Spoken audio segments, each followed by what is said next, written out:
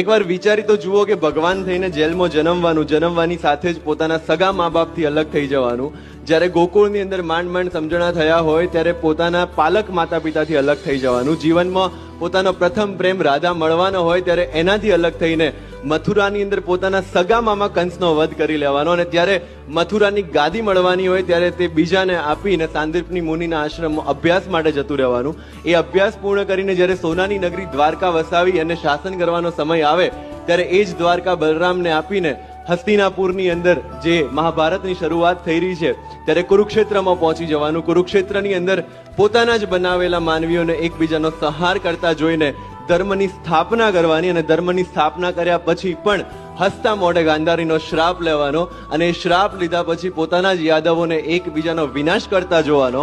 અને છેલ્લે પોતે ભગવાન હોવા છતાં પણ એક પારધીના તીરથી સામાન્ય